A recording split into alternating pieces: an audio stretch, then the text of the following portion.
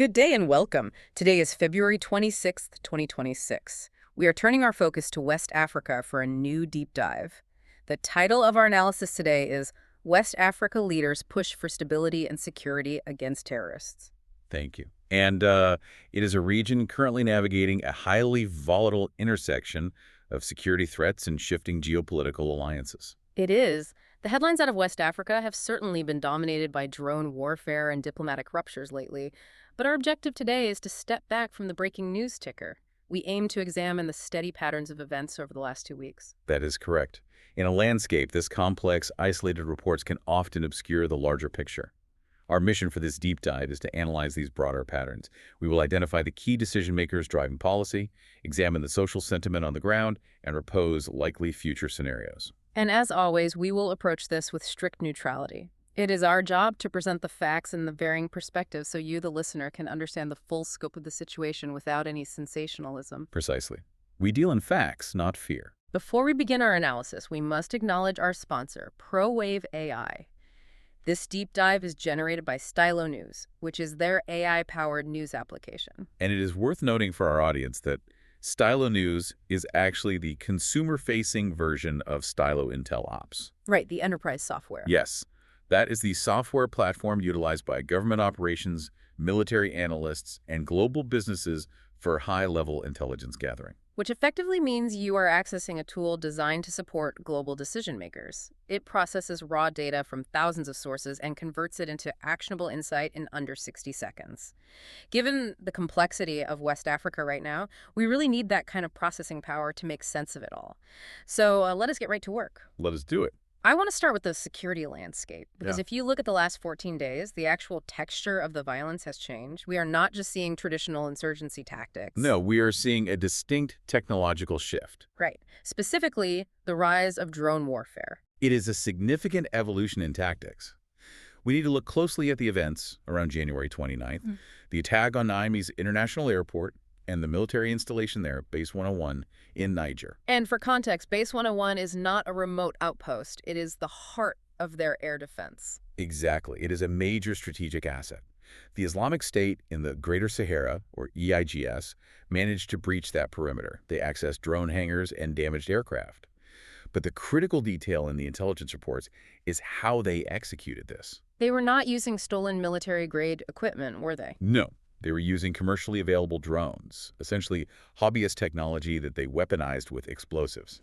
This highlights the asymmetry problem in modern defense. You have the military junta in Niger, led by General Tiani, trying to project absolute strength and secure their borders. But defending a massive airport against a small, commercially bought drone is incredibly difficult. It lowers the cost of entry for these armed groups significantly.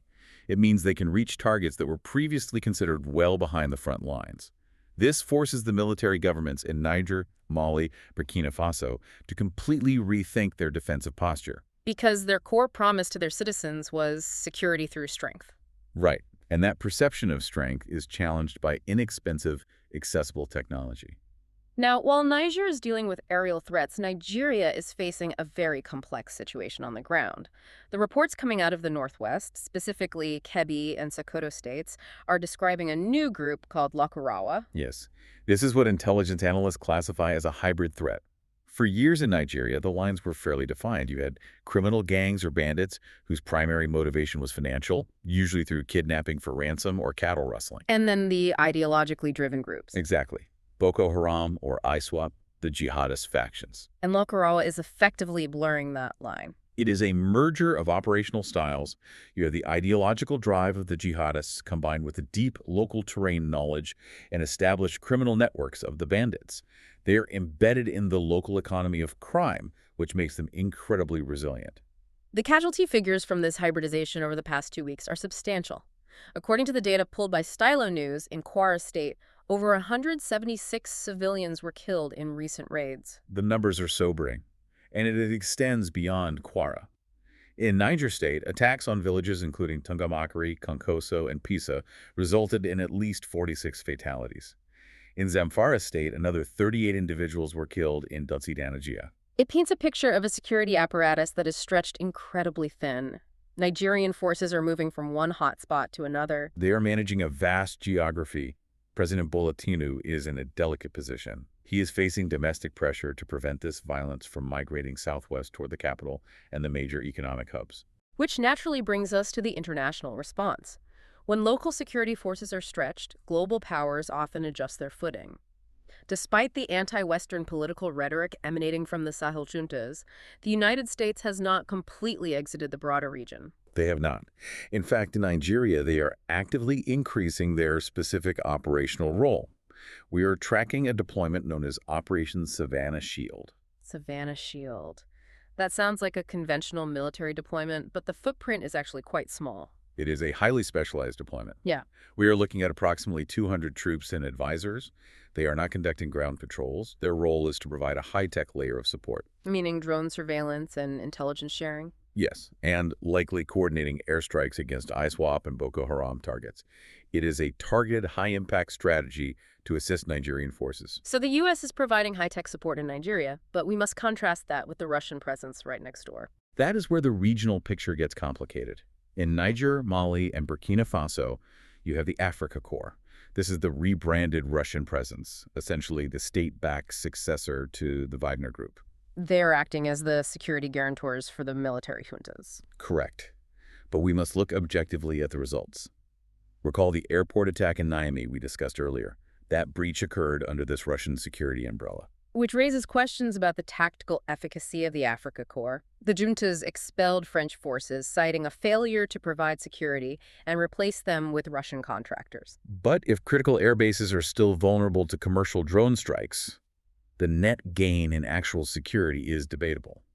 It appears to be more of a political alignment than a definitive tactical upgrade. That segues perfectly into the geopolitical landscape. The political map of West Africa is undergoing a formal restructure. We have the official split of the Alliance of Sahel States, or the AES, from ECOWAS. This is a defining structural shift for the region.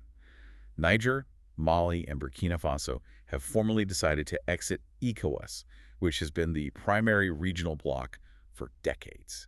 And they are executing this withdrawal rapidly. They're not just suspending participation. No, they are dismantling the connective tissue. They are withdrawing from free movement protocols and introducing new, separate biometric IDs specifically for the AES zone. From a logistical standpoint, that creates massive friction for regional trade. A transport truck moving goods from Nigeria into Niger now faces a completely different border reality. It paralyzes the established trade routes. But to remain neutral, we have to examine the rationale driving this. From the perspective of the AES leaders like General Tiani, this is fundamentally an assertion of sovereignty. They are rejecting what they term neo-colonial influence. Yes. They argue that Western democratic models and regional blocs like ECOWAS failed to deliver security or economic independence. They believe centralized military governance allows them to act decisively. Without the procedural delays of parliamentary systems or foreign diplomatic pressure. Exactly. However, the ECOWAS perspective is entirely different. They view this fracture with deep concern, primarily regarding the erosion of democratic norms and the fragmentation of regional security. Because transnational threats require transnational cooperation. Precisely. If Nigeria and Niger halt intelligence sharing due to a diplomatic impasse, it creates a massive blind spot. The armed groups operating across those borders are the primary beneficiaries of that silence. Amidst this diplomatic reshuffling, the United States has made a notable policy adjustment. The intelligence briefs flag this as a pragmatic shift by the U.S. State Department. It is a significant departure from previous policy. Historically, the U.S. adhered to a strict protocol.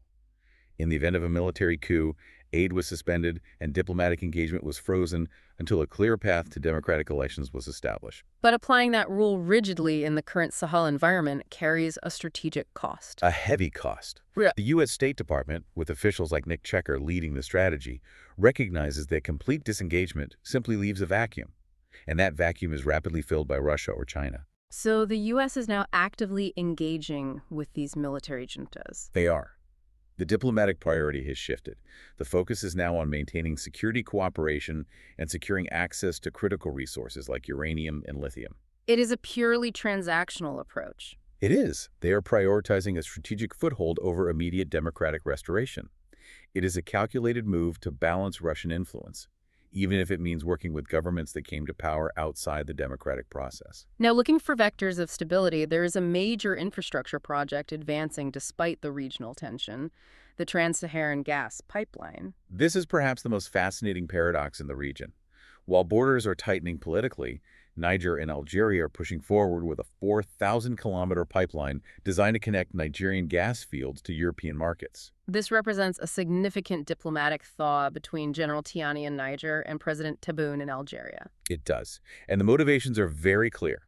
For Niger, currently facing ECOWAS sanctions and economic isolation, transit fees from this pipeline would provide a crucial economic lifeline. And for Algeria, it cements their strategic position as an indispensable energy corridor for Europe. And Europe, of course, is highly motivated to secure non-Russian energy sources. the obvious question, though, is feasibility. We just outlined a security environment plagued by hybrid terror groups and drone strikes. Constructing and securing a multi-billion-dollar pipeline through that terrain seems monumentally difficult. It is a massive vulnerability. But the economic imperatives for both Niger and Algeria are so strong that they appear willing to accept that risk. It also demonstrates Niger's active effort to build a new economic axis that completely bypasses ECOWAS. I want to shift our focus to the information space, which is becoming just as contested as the physical borders. We reviewed a report where Niger's junta accused Ukraine of occupying territory in northern Benin. Yes, that was an official claim from Niamey. They stated that Ukrainian forces were operating in Benin to train armed groups aimed at destabilizing Niger, which introduces a completely foreign element into a West African border dispute. It illustrates how the information war surrounding the global conflict in Ukraine is permeating African media. Benin is generally viewed as pro-Western and maintains security ties with France. So by accusing Benin of hosting Ukrainian operatives, Niger creates a narrative justification for its own military posture on that border. Exactly. It aligns seamlessly with the broader Russian narrative that frames their operations as a fight against Western imperialism globally. Ukraine categorically denied the accusation, labeling it Russian disinformation. But the purpose of such claims is often just to inject doubt and confusion into the public discourse. And the connection to the conflict in Europe is not merely rhetorical. We also have concrete reports regarding recruitment activities in Kenya. Yes. Intelligence confirms that over 1,000 Kenyans have been recruited to fight for Russian forces in Ukraine. Which highlights the global interconnectedness of these situations. It does. It is largely driven by economic factors rather than ideological alignment. But it demonstrates that local economic instability in Africa can feed directly into a conflict on the European continent. Let us synthesize the perspectives of the primary decision-makers we have discussed today. We can categorize them into three main approaches. First, you have General Tiani in Niger. His administration is entirely focused on the concept of sovereignty. He has severed traditional ties with France, pivoted toward Russia and Algeria, and is willing to endure short-term economic hardship to solidify that independence. Then there is President Tinubu in Nigeria. Tinubu is executing a complex balancing act. He must address urgent national security threats, which necessitates accepting targeted U.S. military assistance. However, he must do so while maintaining domestic sovereignty and managing a populace that is historically skeptical of foreign military presence. And thirdly, we have the corporate and international state interests. The U.S. State Department exemplifies this with its new transactional diplomacy, but you also have corporate entities like Orano, the French nuclear company. Right, they are currently in a legal dispute with Niger over the Imuran uranium mine. Correct. Niger is moving to nationalize those assets. This represents the economic decoupling that follows the political decoupling. With all these high-level maneuvers, we need to look at the ground-level reality.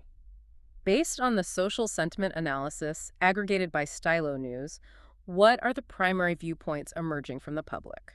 The sentiment is highly fractured depending on the specific issue and location. In Nigeria, regarding the internal security situation, the overwhelming sentiment is frustration and fear. Understandably, given the casualty reports from places like Zamfara and Kwara. Yes. Citizens in rural areas feel structurally unprotected. They hear announcements of military operations, but the local reality remains dangerous. And how is the geopolitical split viewed, the AES leaving ECOWAS? It is a divided public square. Among supporters of the military governments in the AES, there is vocal support for the sovereignty narrative. There is genuine domestic pride in seeing their leaders reject French and ECOWAS influence. But there is an economic counter-narrative. Exactly.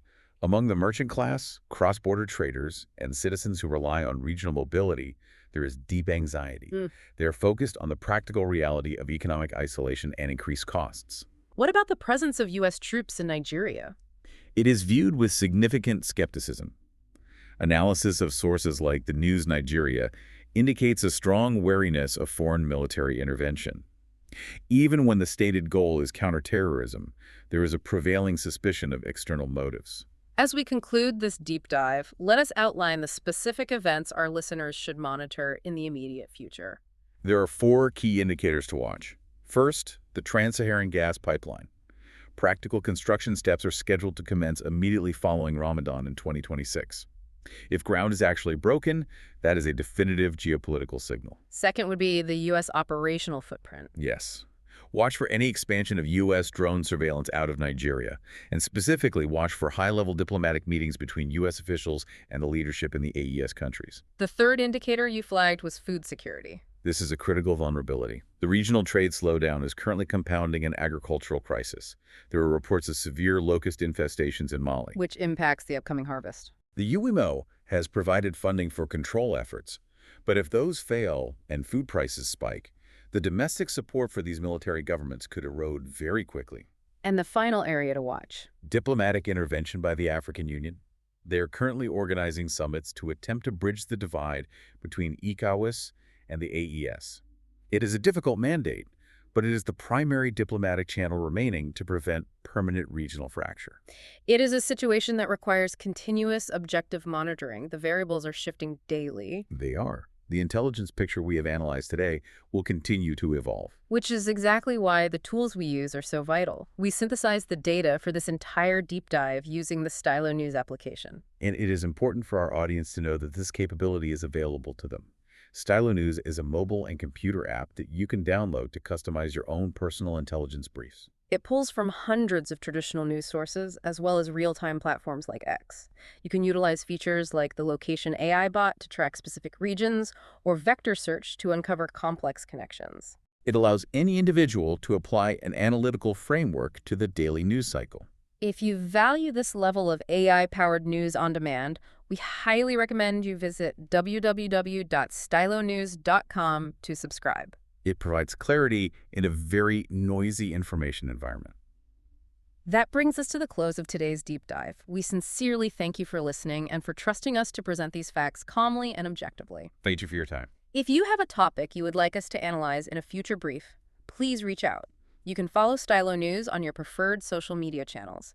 Before we sign off, I will leave you with one final thought to consider. Please do. We discussed how commercially available drones are bypassing national air defenses and how mercenary groups are acting as state security. If non-state actors can now deploy asymmetric air power and physical borders are being rewritten by transitional juntas, we must ask, are we witnessing the end of the traditional nation-state's monopoly on security in West Africa? If a $500 drone can reshape foreign policy, who truly holds the power? Thank you again for joining us. Goodbye.